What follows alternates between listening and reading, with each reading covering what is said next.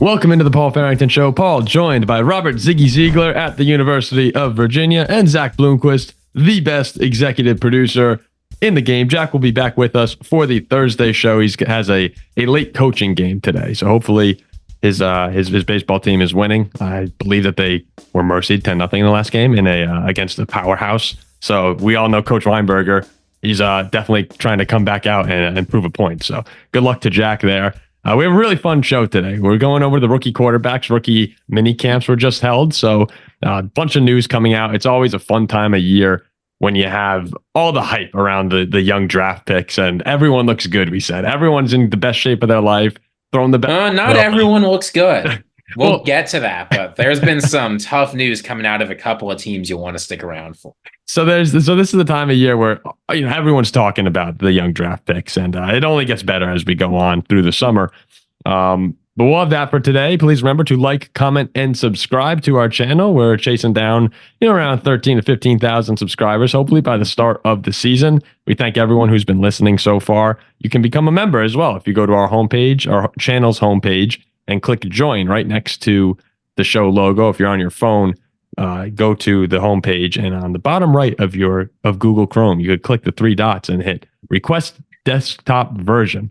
And if you click on that, then you will see the join button to become a member. So a little bit complicated when you're on your phone, but if you want to become a member, please do join. And we're going to have a lot of really fun things for members over the course of the season. And remember, you can always catch us on audio with Spotify, Apple Podcasts, wherever you get your podcasts, if you can't happen to listen to us on YouTube, which is where we primarily live. Ziggy, before we hop into the rookie quarterbacks, I was in Wisconsin this weekend for my sister's graduation. She, congratulations, Lauren. She graduated from Wisconsin this weekend with all of her friends. Yeah, there you go. Nice job, Seth. I'm not sure I should be clapping for Lauren. I slipped up a little bit there, but oh my God, that's a long applause. Yeah, sheesh. Oh, we're playing out with sound effects now. I mean, even some highlights during the rookie quarterback segment of the show today.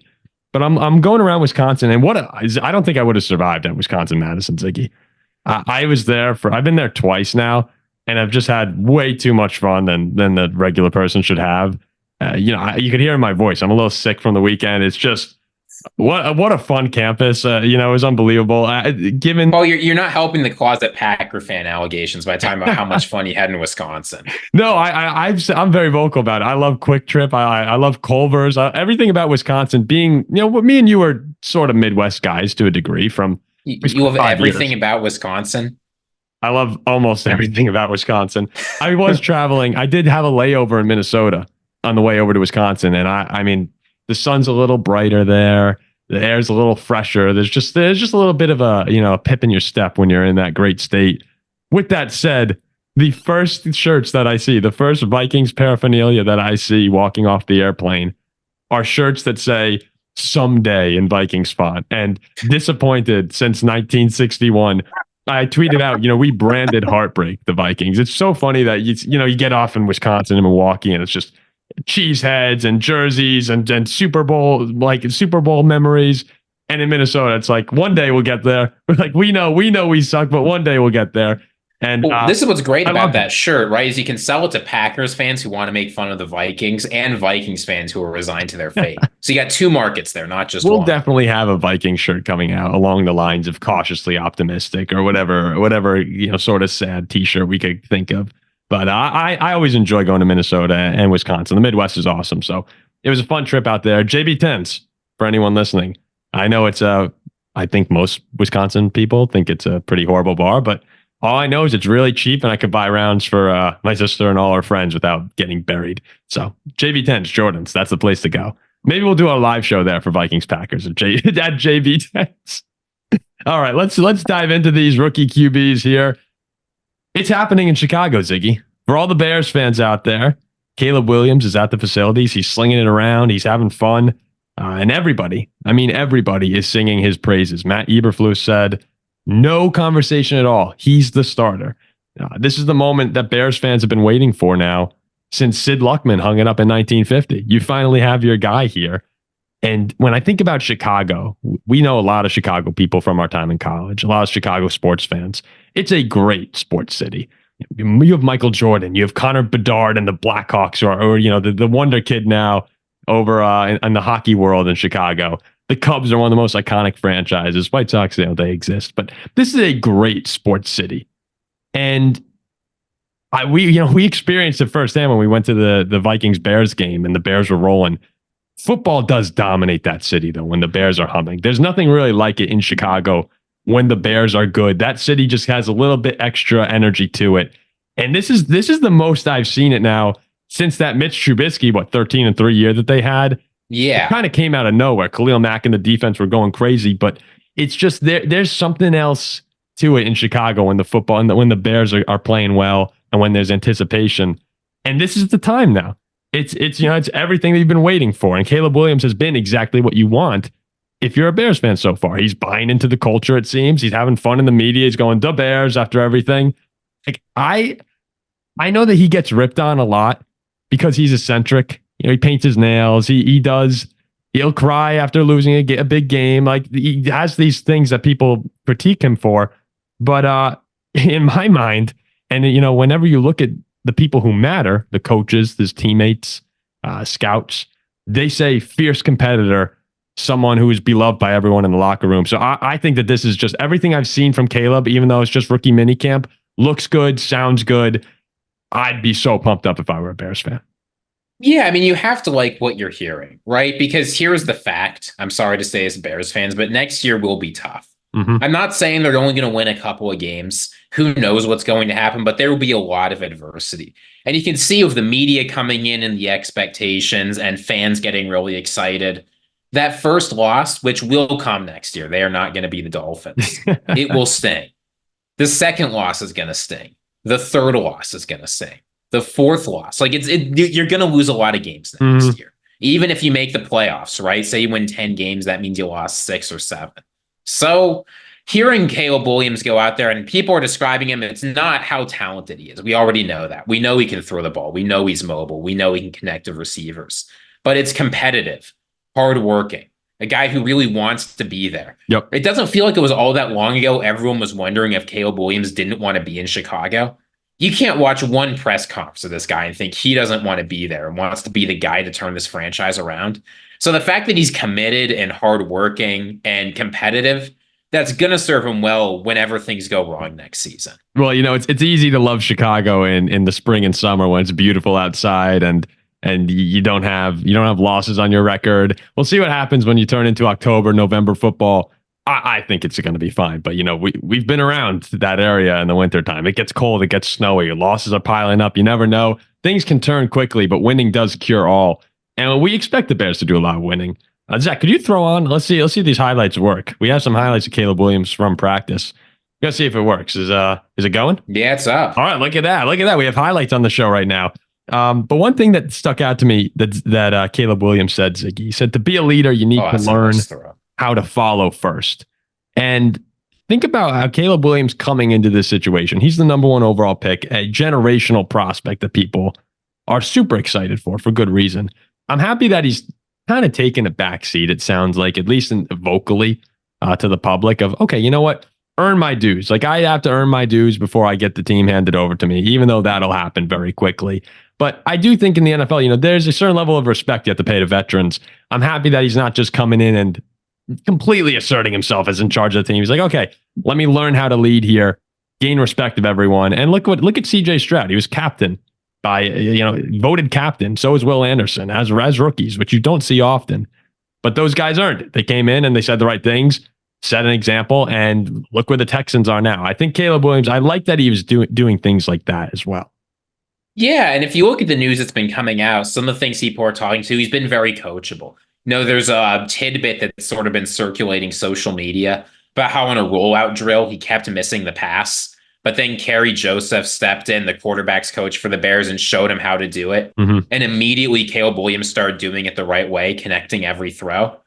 Like the fact that he's not coming in saying, I worked with Lincoln Riley, I won a Heisman, I know how to play the position. but rather it's going to be a tough adjustment. I'm not the alpha dog anymore. I've got to learn how to play the game at this level. Yeah. That's what you want to see from a guy with this much talent. And again, it's all very basic things right now. We're nowhere near getting into prime offseason content, but people get the basic things wrong. No, that's what the Bears' developmental plan has been. You mentioned Kerry Joseph, the quarterback's coach there. He's the guy who's probably going to be spending the most time with Caleb out of all the Bears guys. You're going to have Kerry Joseph and who's the other one I'm thinking of? Thomas Brown, their offensive coordinator, or the passing game coordinator, who was the offensive coordinator for the Panthers just last season. And he, even though the Panthers weren't successful, he got to see how Carolina managed Bryce Young, what went right, what went wrong. You have that valuable experience as well.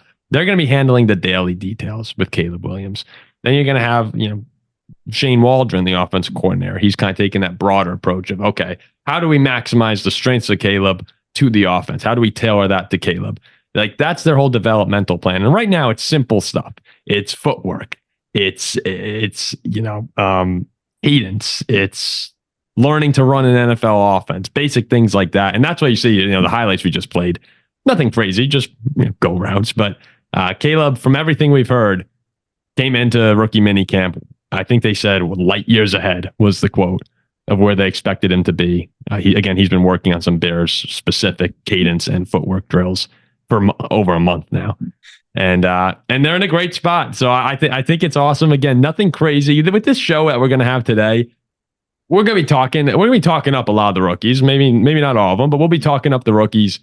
And the one thing to keep in mind, though, is we're not like going nuts on any of these guys here. Remember, take it all with a little bit of we might be going nuts on one of them. Maybe, but it's exciting. It's encouraging to see rookies doing things the right way. You don't have any Jamarcus Russell cases where they hand him a videotape of plays and the next day he comes back and says, "Oh yeah, I liked everything," and the videotape was actually empty. It's like this is all early on, but it's fun to see things going the right way, especially when your team who's just been, and things can go wrong. I remember like the Josh Rosen rookie mini camp. The two things that came out of it were this guy makes a ton of mistakes, and this guy is amazed by how good Sam Bradford is. So like when that's the news coming out, is like Sam Bradford on the sidelines is shocking things. The veterans don't like you. You're making a bunch of mistakes. Like that's tough. So it's not always 100% positive, no matter what people tell you. So we're generally not hearing stuff like that. So that's good. But yeah, from everything you see right now, it looks good in Chicago. It is blue skies in Chicago right now. We'll go on to the number 2 overall pick, Jayden Daniels. He hasn't had the opportunity quite yet to light it up with his legs the way many people are hoping to see in Washington next season. But in the 1-hour workout with the Commanders that he's had, it's been, again, pretty tame stuff happening. People are impressed. Luke McCaffrey said he's a stud. They had another one of their second round tight ends said he has the it factor, the ball placement, the arm talent he has, the ability to make every throw. Went 12 for 12 on their 7-on-7 drills. Dan Quinn's gushing over him. So everything out of Washington is that Jayden Daniels is the guy.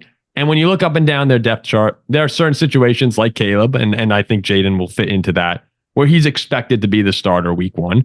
Now, are the Commanders extremely talented around him? No, but they're more talented than some rookie quarterback situations, like Drake Maye, for instance. But I think that this is another quarterback who's going to come in. It's a rough offensive line there. They're going to be learning moments, but the Bears and Commanders both seem to be on the upward path of, okay, like we got our guy now, and so far, so good. Jayden Daniels, for you, what are your early thoughts? We have some highlights from Jayden, and he was zipping it. He was throwing darts. Yeah, it's the thing that I'm watching coming out of the Commanders is the connection between Jayden Daniels and Luke McCaffrey. Mm-hmm. You talked about how there was some connection between them, and that's growing. But it's going to be really important, I think, that Daniels is able to develop connections like that. Chicago and Caleb Williams, it's a little bit different, right? Obviously you want things to go well with Rome Odunze, mm-hmm. but you got Keenan Allen, you got DJ Moore, you've got great players there. Terry McLaurin's excellent. I don't want to undersell him, but otherwise the weapons for the Commanders, it's a work in progress. There's a reason why they took Luke McCaffrey in the 3rd round. He was falling. They thought they got a good deal for him. So I don't know. Watching that connection between those two players is the thing I'm most excited about. As you said, there was a lot we didn't see coming out of the camp just because he didn't get a chance to play as much. But insofar as he looked good, that's really what stood out to me. I mean, you can see on the highlights here, a lot of these throws, like he has power on his arm. You know, it's really the legs are what everyone thinks about with Jayden Daniels. That's what helped him get up to that spot. But this guy won the Heisman. He was phenomenal last year. Threw over 40 touchdowns. This was someone who in the draft I was a little hesitant to take if I were a Vikings fan. I wasn't sure I was completely sold on him.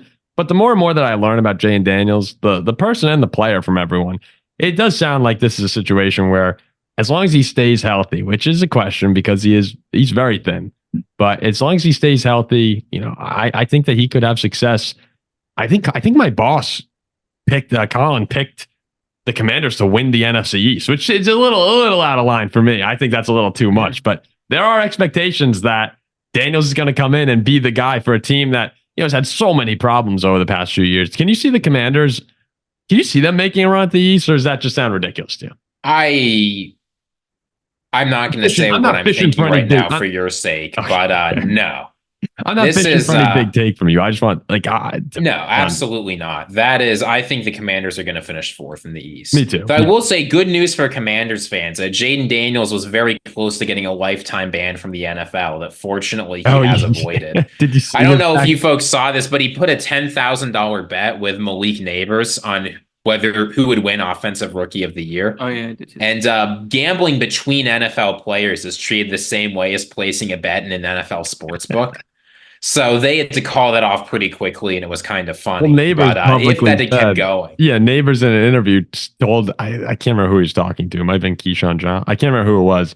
And he just said, yeah, you know, me and Jayden have a $10,000 bet on Rookie of the Year. And you're like, wait a second. And then Jayden was talking to Keyshawn Johnson, and he said, yeah, that wasn't supposed to be public information, but yeah, that was the bet. Luckily for the two of them, you can actually place bets before being drafted. So they'll get away. There's nothing here, but it was just no, indeed. I thought that was funny. It is they officially called it off. Yeah, they have officially. I bet on the side. I bet that's still going there. But I know Jayden Daniels, again, for everything you've seen, you have to like it from Washington, and they haven't had a starter for more than 3 seasons since 1989 to 1993. 8 different quarterbacks over 4 years for the Commanders, and I don't think that Washington quarterbacks have the same public scrutiny as someone like Cleveland, where you have, you know, the jersey where you have all the names running down of the failed quarterbacks, or you know, Detroit's had their problems. There are other Chicago. Chicago. Yeah, Chicago more than Detroit. I'm sorry. Well, it's the interesting thing about the Commanders is they've had pretty good quarterbacks who have gotten away. Yeah. Right. Like RG3 got hurt.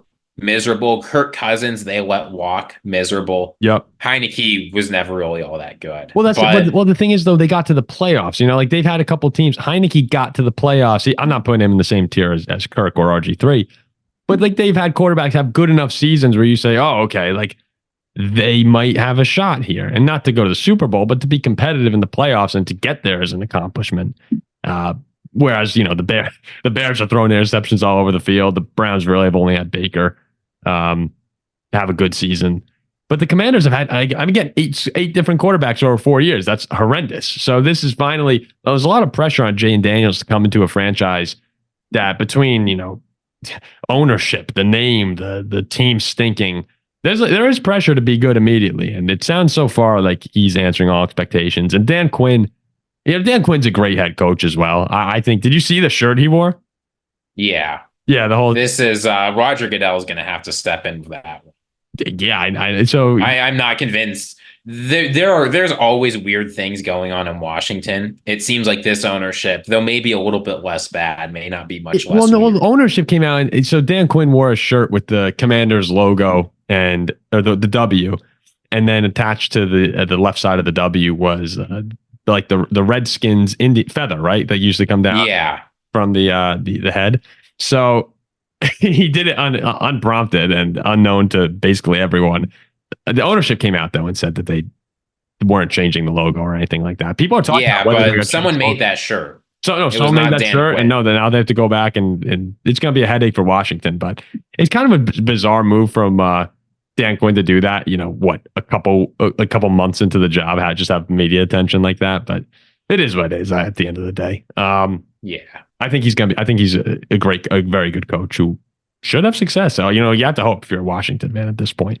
We'll see. Let's go on to Drake Maye. So Drake Maye, while the other coaches have just been gushing over their rookie quarterbacks, Gerard Mayo has been a little bit more blunt with it. He said, he has a lot to work on. He emphasized a lot to work on, but I have no doubt he'll put the time in.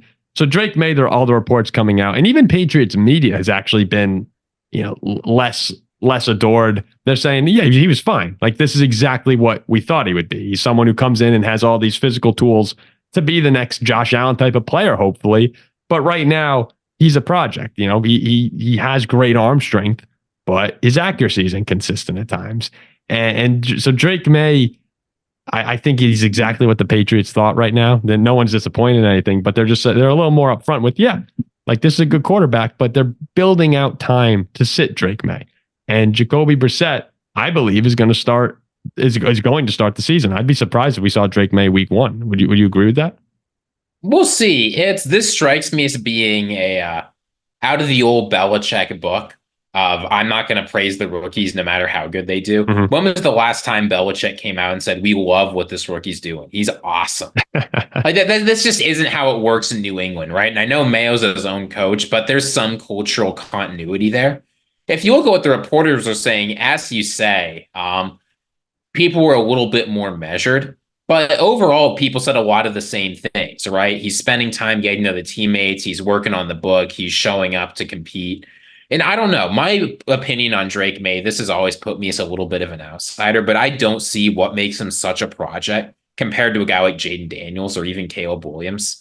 I think Drake Maye is going to be ready to play. So whether he will, I don't know. There's always politics. There's always difficulty. Do we let the guy sit a little bit? Do we throw him out there right away? There's rookies on the offensive line. You've got to think about that. Yep. But I think that Drake Maye will be a serious contender for starting week 1 because I think he's the best quarterback on that roster, and I think he'll be ready. Oh, no, I do think he's the best quarterback on that. What I mean is I think he will be the best quarterback week 1. And I think in the NFL, especially when you're a new head coach, if you have the best quarterback, you're not going to bench him. Sure, that's not how it works. But I do think, let's say it's extremely close and leans in Maye's favor over Jacoby Brissett heading into week 1. If you're still not confident that Drake Maye is mentally where he has to be to go out, if you're worried about the roster, when you look up and down, again, it's Kendrick Bourne, Demario Douglas, Jalen Polk, KJ Osborne. Like, this is not a team, and the Patriots know this is not an offense that's ready to explode. And sure, Drake Maye might give you the best chance to have a better offense going into week 1. And then that's enough of a reason to play him. But I can also see them saying, all right, let's let him continue to learn a little bit, sit behind Jacoby Brissett, who is an acceptable backup. Like, he's an acceptable guy to go into the season with when you have no expectations, really. You're not going to get completely embarrassed with Jacoby Brissett, or at least so far in his career, that has not been the case. Where I actually think it's okay to look at Drake Maye and then say, okay, let's not throw a bunch of pressure on you immediately with a roster that's not ready. Take your time, learn from a good veteran, and we're going to continue to build up this roster and get these other younger guys up to speed. So when you come in, perhaps later in the season, you're a little bit more confident. I can see that being the case. I wouldn't be if I were a Patriots fan and they played Drake Maye week 1, I'd be very excited. But I also think it's a fine move to rest him a little bit and let him learn under Jacoby. Rest is not the right word, but just don't put Joe Milton out there. Well, no. Don't. I mean, obviously, that was the takeaway, though. That was the main takeaway from Patriots camp, was that Joe Milton has a rocket of an arm. That's like the thing. I mean, that can't be the takeaway from the camp. I mean, we knew Joe Milton had. Oh, no. I'm saying that was like the impressive thing where people left going, holy crap, this guy can really sling it. No, I mean, there is only one player in history that's thrown harder than Joe Milton at the combine, and that's Josh Allen. Was it really?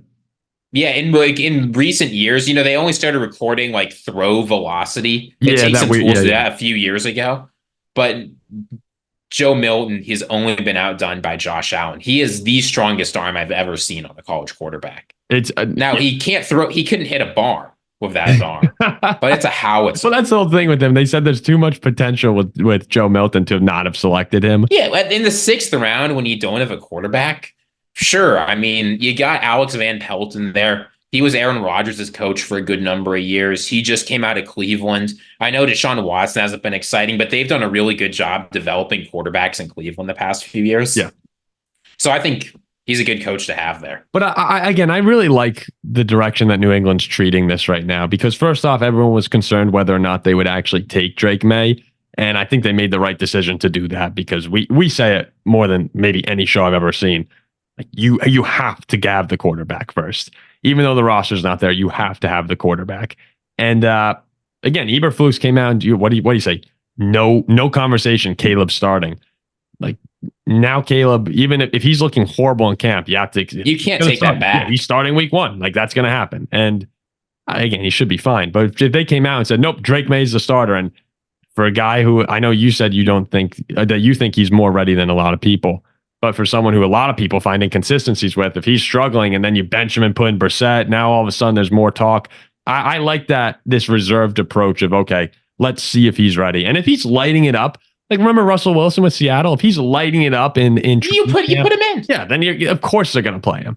So I think it's a good approach to give this guy the time he needs. New England's in no rush at all. If New England's rushing things, that's a bigger problem with front office management. No, I mean, they just hired Elliott Wolf finally got the job. They hired a first-time coach. Inexplicably, they've got the lowest win total in the entire NFL for next year. I think that's silly, but there's not a lot of pressure from the outside for them. So, you just take care of business. You do what you have to do. You've got some goodwill. You accept that Boston fans are going to be big babies, and you move on. Yeah. So there it is with Drake Maye. But again, all these quarterbacks, it's a little bit boring when you see the same stories all the time. But all these rookies, one thing that I'm taking from this class is they all seem like really nice dudes. That's one thing that everyone's saying, and I, that is at the very soul base of it. I think that's a fun thing about this class is they're easy guys to root for. We'll move on though. One of them is easier to root for than the rest. Yeah. Well, we'll get there. Assuming we're talking about the same person, but. Michael Penix Jr. I'm going in order, Ziggy. I'm going in order. Unless you're talking about Michael Penix. Michael Penix has great reviews too. I don't. Do you have anything against Michael Penix? I don't have anything against Michael Penix, but just not. I think it's funny that he came out and said, "I've got to produce" when he's not going to be producing for 2 years. I think he means in camp. Oh yeah, you're fair enough. So anyone who's covered the Falcons, and it's funny. I was listening to on the drive home from Wisconsin. I was listening to some podcasts and. Any reporter who covers the Falcons has been completely overwhelmed with Michael Penix, Kirk Cousins stories since the NFL draft. It stunned everybody, and now that's the entire news out of Atlanta is Michael Penix, Kirk Cousins. Michael Penix actually came out and said that he finally met Kirk, and what he said was he was happy to see me and have me here. And I just told him I can't wait to work with him. So of all the rookie quarterbacks, JJ McCarthy's behind Sam Darnold. Drake Maye is probably going to be behind Jacoby Brissett. Of all those sorts of situations, this is definitely the most tense one because of just the way it lays out, where Kirk Cousins is expecting to be there for multiple years, going for a Super Bowl as the guy, and now you have Michael Penix, whereas Sam Darnold and Jacoby Brissett, they know that the team invested a lot in a first round pick. Sam Darnold's young, so he's probably has a chip on his shoulder trying to prove something, but they know at the end of the day they're probably going to be replaced at some point. That's not really in Kirk Cousins' mind. And that's where all this, even though these two guys are both super personable, super nice dudes, there's always going to be a little bit of tension, I think, in that quarterback room that I bet they overcome during the season. But it's just a little bit bizarre of like, okay, at what point is Michael Penix actually going to take over down the line here? And I don't think that that's a question in the Falcons' mind right now. Kirk Cousins is going to play the whole year. But let's just say, we're Vikings fans. Let's just say Kirk Cousins has a bad 3 or 4 game stretch, which we've seen. It can happen. We've seen it before. He was great last year, but Kirk sometimes has stinkers. At what point do the Falcons fans start going, okay, enough? Like, that's where I wonder what happens next year if they have a few bad games and Kirk doesn't look great coming off the Achilles injury. He's getting sacked. When the Falcons fans, when will they turn? That's what I'm really wondering. I think they stick with Kirk no matter what the entire year, but that's the one thing that I'm paying attention to is, okay, the noise in Atlanta from outside of the Falcons, how loud is that actually going to get? That's my one concern. Do you think that's a valid one? It's This is going to be an interesting situation to watch because as much as we talk about character or personality or whatever, Penix is the one where it really matters. Because if you have an unhappy backup quarterback, that can get really ugly really fast. We've seen it in the NFL before. But yeah, as you say, the Falcons, they're locked into Kirk Cousins this year. Realistically, unless they can find someone who's thrilled to trade for him next year, they don't really have a choice to move off of him next year. So I don't know. If Kirk Cousins puts together a couple bad games, fans are going to say things, but fans always say things, right? They're always ready for the backup quarterback to start. They're always ready to drive the starter out of town. Kirk Cousins took a lot of crap in Minnesota. This is true. The fans were often, especially in the early days, there were times we were happy with him, but there were times we weren't. I'm sure you remember. Yeah. And Kirk took it all in stride, right? It's like, look, he'll show up, he'll take care of business, he'll play his best, and you can always count on that. And as a professional football player, that just is your job. I think he'll be able to handle that. I'm hoping that Penix Jr. will be able to handle it. He said that he wants to take Kirk Cousins out fishing. That seems like the kind of thing that Kirk Cousins would be down for. So I don't know. 100%. I don't think that there's going to be any real problems between these two, but if there start being murmurings, that will turn into a fire very quickly. And I'd be less worried about the fans, but more, if you're a guy who wants to win in Atlanta, right, and you see Kirk Cousins come out and struggle and he looks old, you're going to be complaining to the wide receivers coach, the tight ends coach, the defensive backs coach, the offensive coordinator, the defensive coordinator, the head coach, the general manager, the owner. Like, you're complaining to anyone who will hear you that you want the new guy to start, and that's tough. Well, actually, and you could also have, in Atlanta, you could have Arthur Blank coming in and saying, I want the new guy to start. That's where, even though he really wanted Kirk, you never know where there's potential for major fires in Atlanta next year. But I can also see it going in a perfect world for Atlanta. This will work out great, where, you have 2 years of Kirk Cousins playing high level football, and then Michael Penix is in a position where you have to make the tough decision of, okay, do we ride with Kirk again? Like when Aaron Rodgers kept pushing Jordan Love down the line because he was winning MVPs, at some point, you do have to make the decision of, all right, we got to play this guy. And if it works out, this is brilliant for Atlanta. And they're going to have a 26-year-old quarterback come in with 2 years experience underneath a great mentor in Kirk, with guys like Drake London, Bijan in the prime of their careers. And it's blue skies in Atlanta. But there is the other side of this. I do think, though, from what you were saying, Michael Penix needing to be someone who's patient, he came out and said, my goal is to be an unselfish teammate, not worried about playing. If I maximize potential, all that stuff will get worked out. Everything he said along the lines of any potential quarterback controversy down the road has been really reassuring if you're a Falcons fan. You can't deny that this guy, the character on Michael Penix, it seems perfect for the situation he's in, where he is actually maybe not just willing, but excited to learn behind Kirk. And I will say, at least for the Falcons, as much criticism as they're getting, could you imagine last year for us if when Kirk went down, we had an exciting rookie or second-year quarterback behind him? Oh, yeah. The season would have gone so differently. 100%. Even if we don't win any more games, right? If you're bringing out Michael Penix instead of Josh Dobbs, the season just has a totally different feel to it. So I don't know. Kirk is getting old. I know he's been a real Iron Man through his career, but he is older. Guys just get hurt more. It happens. And, maybe there'll be a little bit less pressure for him to come out if he's really not feeling well, if there's a guy they want to put in for a game or two. So I don't know. And I wouldn't be super worried. One thing I wanted to talk about real quick is that a lot of people talk about the Steelers saying, okay, why didn't Atlanta go and do something like Pittsburgh, where they know they're transitioning to another quarterback soon, but as opposed to giving someone $100 million guaranteed, they have Russell Wilson now on the veteran minimum contract. They're paying $1.2 million, I believe, for him. Then they traded a 6th-round pick for Justin Fields. So it's easy to sit back and say, I think the quote from the article I read was, the Falcons are always going to Falcon. The one thing is, if you go and get Russell Wilson or Justin Fields and you're Atlanta, I don't think that doesn't really help you. They want to win. The reason they went after Kirk Cousins is because they think they can win with Kirk Cousins. So is Justin Fields really better than Desmond Ridder?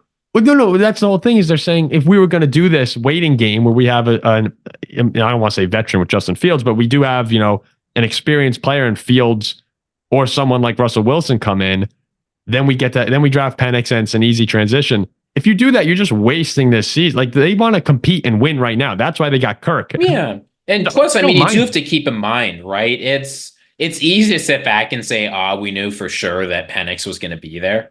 Mock drafts had Mahomes going in the 50s. Yeah. His consensus ranking was like 47 or 48. Mm-hmm. And especially you turn the clock back to March, if you're the Falcons and you identify and you say, we think he's one of the best quarterbacks in this draft, there's no way of knowing he's going to be there at 8. And they had right? him Who as thought number Jayden 2. Daniels was going to ride? Yeah, so I understand why they did what they did. And as you say, they're not in the business of throwing away NFL seasons. Blank is old. They've got a lot of pieces on cheap deals that are eventually going to need to be paid up. The defense looked better.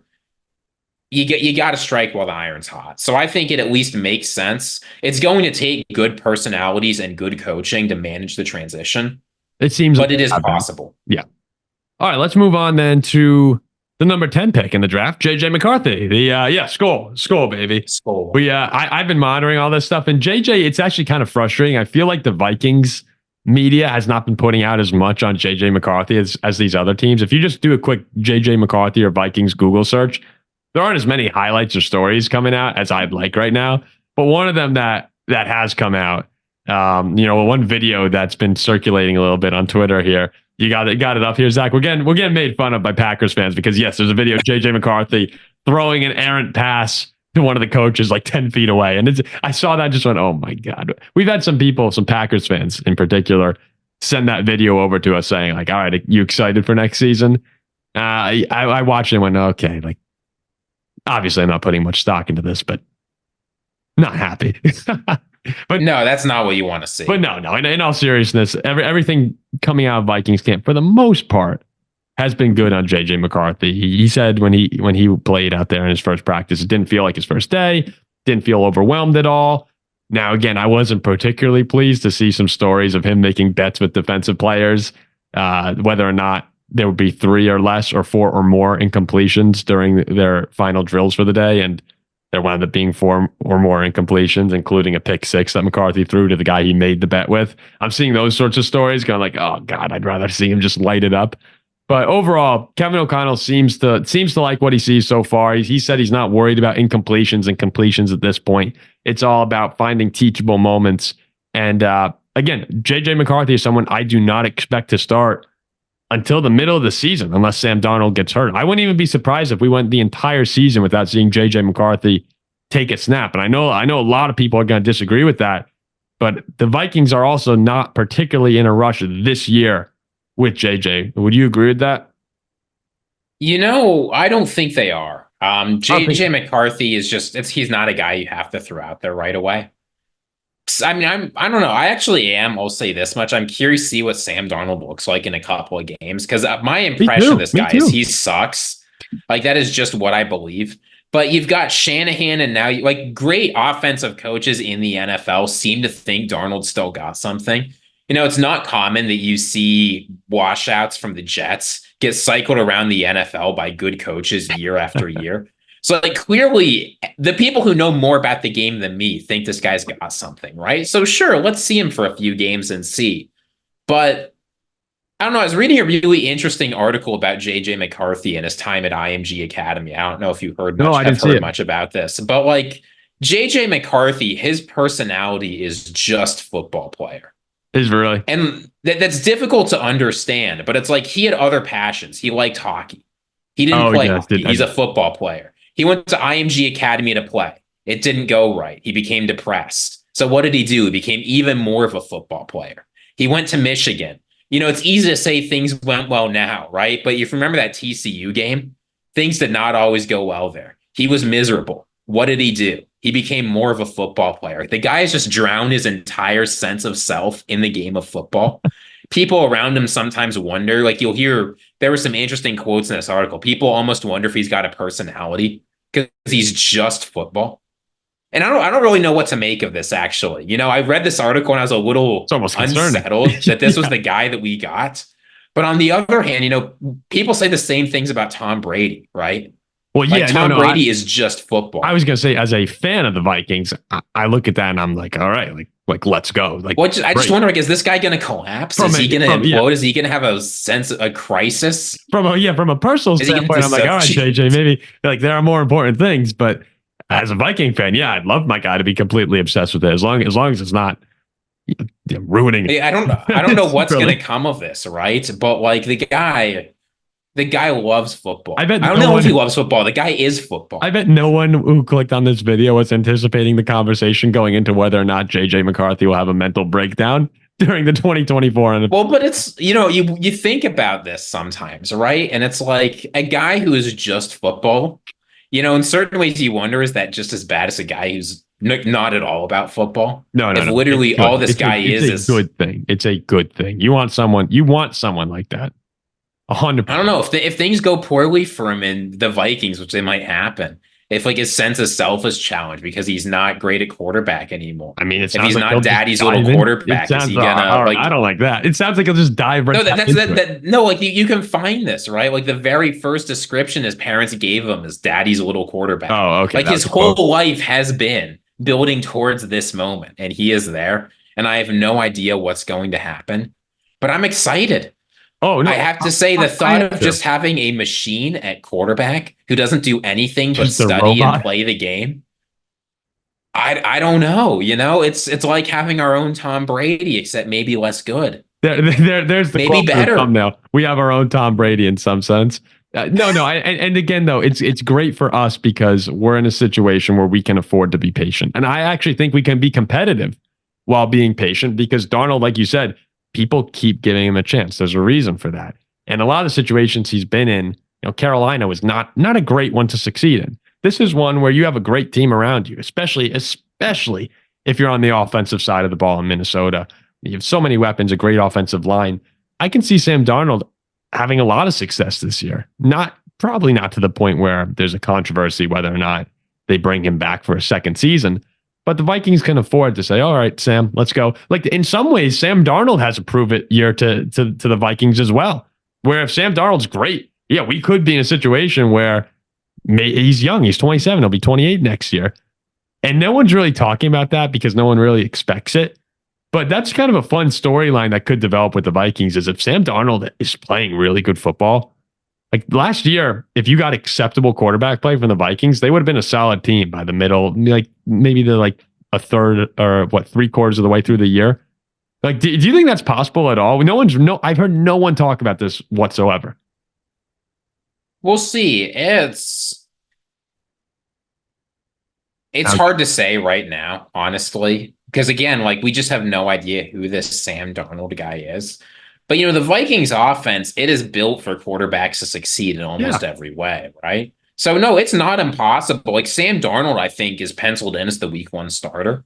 If JJ McCarthy takes some time to develop, Jaren Hall is totally out. Oh, yeah, Nick Mullins is not that guy. It's over.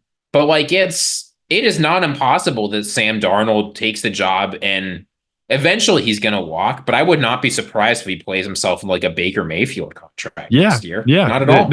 And I don't want people to be down my throat right now saying, like, of course he's the number 10 pick in the draft. Of course he's going to play by middle of the season. No, they could leave McCarthy on the bench all year if they don't think they will get the best performance from him. Like O'Connell and Kwesi, their jobs are a little bit hotter than people realize. Right. Their expectation every year is to be competitive, and they have struggled to make the playoffs. If Sam Darnold, they think, is going to give them the best performance next week, guess who's starting next week? Yeah. And I'm excited to see how that goes during the year where I think McCarthy can play as early as week 3 or 4. I could also see him not playing the entire season. And that's just something we're going to have to see. He could play week 1. He could. It's not impossible. No, he could definitely win out. But I'm expecting to see Darnold for at least the first quarter to half of the season in Minnesota, and then we'll see what happens from there. You're right. I think we can get 20 minutes out of Sam Darnold. Yeah, okay. My bad. The last quarterback we're going to talk about here, the last first-round quarterback taken before the longest stretch of quarterbacks taken in NFL draft history to Spencer Rattler, is Bo Nix and the Denver Broncos. He went number 12 overall. Sean Payton has been very positive about Bo so far. He said it's like watching a good golfer. Is that positive? I want my guys to be saying it's like watching Tom Brady. It's like watching yeah. Patrick Mahomes. Oh, no. But again, he said he's very patient, good decisions with each play, like very calculated player. I'm saying, wouldn't you rather Sean Payton be comparing him to a football player? Who cares how good JJ McCarthy is at golf? I'm not a Sean Payton, or how good Bo Nix is at golf. So I know I would rather, you'd rather see him come out and be like, oh, Bo's throwing it all over the place, looks amazing. But they're not at that point yet in training camp again. This is shorter throws, nothing too crazy. Footwork, cadence. That's what you're working on right now. But one thing that's really interesting, and I was reading Joel Klatt was breaking down the fit of Sean Payton to Sean Payton with Bo Nix and the Denver Broncos. And he was just saying, in Sean Payton's offense, you have a lot of plays where you have 5 offensive linemen, and they're the sole blockers on the play. You're sending out 5 people immediately on receiving routes. And in some ways, that while you don't have the extra protection, the quarterback's mind then takes on the role of protecting himself. Where if you have a quarterback who is a quick processor and makes the right decisions, that speed with which that they're getting the ball out of their hands becomes almost a protection mechanism for them. Where, all right, you send a 6 pass rusher, boom, we're replacing that pass rusher with the ball and a completion. And Bo Nix, that's what everyone talked about coming into the draft with him, was he might be the best processor of all the quarterbacks, of all the rookie quarterbacks coming in. So now Sean Payton, think about the success he had with Drew Brees doing those sorts of things. That's why Denver fell in love with him. That's why you have a fit there. Snap, identify, boom, completion. And with Russell Wilson, Russ is more of a guy who's running around trying to make plays. He's launching it downfield. We always talk about the deep ball with Russell Wilson. That doesn't really mesh with who Sean Payton wants to be, how he wants the offense to look. But with Bo Nix, it does. 75% completion percentage in Oregon, 77.4% last year. For Denver, it's going to be a lot of strategy, and you're going up against the defensive coordinators who are going to be disguising things. It'll be fun to watch the chess match that the Broncos will be next year. But the fit with Sean Payton and Bo Nix seems to be one that's very good, and so far off to a good start, even though some people felt that Bo was an overdraft. Yeah, I mean, if you want to know why they took Bo Nix so early, look no farther than the Jared Goff contract, right? 4 years, $212 million, $170 guaranteed. Quarterbacks are expensive. Even I'm not taking a stand on how good Jared Goff is, but he's not like one of the top couple quarterbacks in the league. Quarterbacks just are expensive. And if Bo Nix can give you above average quarterback play, he's worth that pick. So I can see how you talk yourself into saying, look, he fits into the Sean Payton system. He's a great processor. People have been saying out of camp that his deeper balls have been pretty good. And indeed, we saw at Oregon when he threw deep, he was generally pretty good. You could argue that they're a strength, really, and not a weakness. But I don't know. I'm excited to see what he does in Denver. I'm excited to see what he does with Troy Franklin. I always love, if you can get him at a good price, drafting your college quarterback's favorite weapon, a guy that they have great chemistry with and really get along with, make him feel more comfortable, give him a guy they can go to. He fell really far for reasons that aren't totally obvious. Besides that, the worst combine I've ever seen from a wide receiver. But other than that,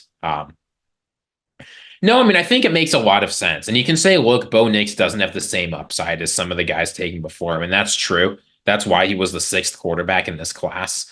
But again, if he gives you above average quarterback play, and the hope is with the best coach system fit, I think, of any quarterback in the draft, that he can do that, there's possibility here for a lot. And he's going to have a chance to do it very quickly, because I do not see Zach Wilson fitting into that system. Oh, yeah. I don't think Jarrett Stidham is any good.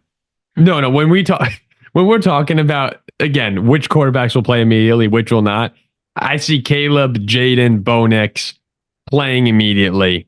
And then you're going to have Penix, JJ McCarthy, and Drake Maye, who are probably not starting week 1. But Bo Nix, that's one great thing for Bo, is that, yes, he's arguably the most pro-ready quarterback in some people's eyes to play immediately. And then on top of that, he's in a situation where he's not competing with anybody. There's no one at all. I think. Yeah, I mean, at least Jayden Daniels has to compete with Mariota. Yeah. I'm not saying there's a lot there, but at least it's an NFL quarterback. Yeah, there's a better chance Marcus Mariota is starting week 1 for the Commanders than you have one of these guys in Denver. I'll say that. I don't care where they rank on the depth chart right now. They're not rolling Zach Wilson out to start this season. It will be Bo Nix. And there's plenty of reason to be excited for that if you're a Broncos fan. But at the same time, if I'm a Denver fan, I'm excited. But I like having those guys with the unlimited ceilings, because because I'm a gambler. Like, yeah, I'd rather go all in on something that could be huge. And I just don't see Bo Nix being anything more than a good quarterback potentially. But like you said, you take that. Like in the NFL, you take good. And because good can sometimes be great. And that's all you really need. Yeah, I mean, you look at the Broncos, right? The last time they were in the playoffs, they won the Super Bowl. Well, yeah. Now I get that that's great, but that was almost 10 years ago now. Yeah. Like this team wants people who can compete. Sean Payton sure wants to compete. And frankly, like doing well in the division, being competitive in the playoffs in the next year or two with all of the pieces that you have in Denver, because there are some good pieces. That would be a huge win. I mean, we got into this argument with Jack, and you always wonder where the show can go when you have Jack on. But we got into the argument of, Sean Payton. I really felt like last year he had a strong print on the Broncos improving and playing. My coach of the year pick. Yeah, but I mean, at the end of the season?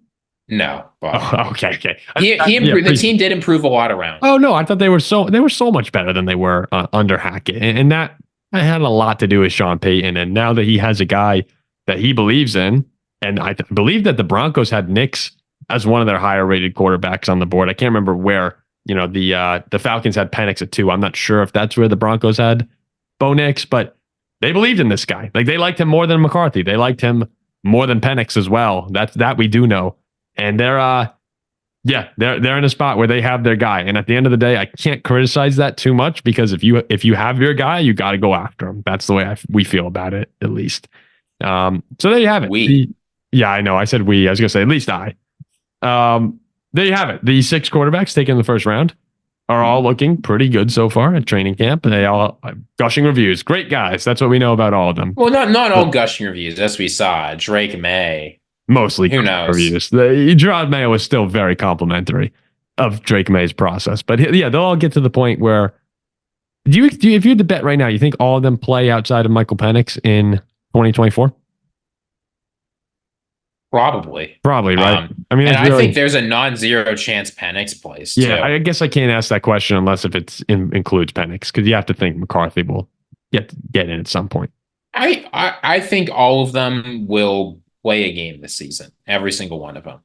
That's it's gonna be a lot of fun watching 6 guys come in. I can't six new rookie quarterbacks, potential franchise guys is a lot coming into a season. We're gonna have so many breakout videos over the next few months. Tracking these dudes, and you still have Anthony Richardson to some degree, to some sense. No, I mean, he's basically a new guy. Honestly, Anthony Richardson, sleeper MVP. The 7th. Oh, wow. Really? If you talk about guys outside of like the top 10, I think he's the one who has a chance of winning MVP. The 7th rookie quarterback, Anthony Richardson. Yeah, I can't wait to watch. But no, it's going to be an exciting season. There are cycles in the NFL, right? Like there were a few years where it felt like a couple teams were changing quarterbacks, but not a whole lot. Between last year and this year, there's a real changing of the guard coming in the NFL. And we'll see, as we said at the beginning of the draft, right? Probably 4 of these guys will suck and 2 of them will be any good. But you don't know who it is until they start playing the games. We'll be back on Thursday with the NFL schedule release. It comes Wednesday night, so we'll see we'll see all the primetime games. We'll see who's playing on. The NFL's playing on Christmas this year again, and Thanksgiving games. That'll be fun. It's always a great time when the schedule comes out, and we'll see Vikings Packers. See when that is. Potentially a trip out to Lambeau Field for this show.